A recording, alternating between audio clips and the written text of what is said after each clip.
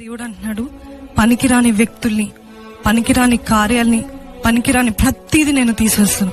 కొన్నిసార్లు మనం అనుకుంటాం మనకు అతి సన్నిహితులైన వారే మనకి పనికొచ్చే వాళ్ళు, లేకపోతే నాకు వీళ్ళు కావాలి వాళ్ళు కావాలంటే దేవుడు అందరిని కట్ చేసి తీసివేస్తాడంట. అందరిని మెల్లమెల్లగా తీసివేస్తాడంట. అందరిని మెల్లమెల్లగా గెంటె వేస్తాడంట.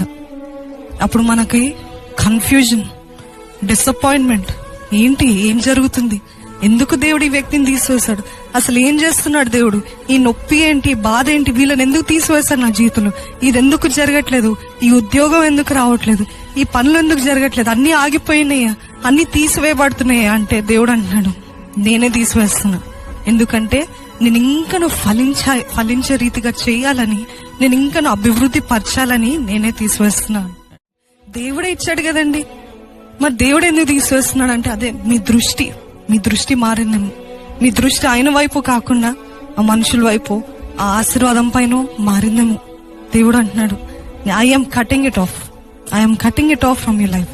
అది దేవుడికి ఇష్టం లేని సంబంధాలు కానీ, దేవుడికి ఇష్టం లేని వ్యక్తులు కానివ్వండి, దేవుడికి ఇష్టం లేదు ఏదైనా దేవుడు కట్ చేసి పెట్టేస్తాడంట. మనకు ఆ సమయంలో చాలా నొప్పిగా ఉంటది, మనకు ఆ సమయంలో చాలా భారంగా ఉంటది, మనకు ఆ సమయంలో క్వశ్చన్స్ అర్థం కాదు, ఆ పరిస్థితులు అర్థం కాదు.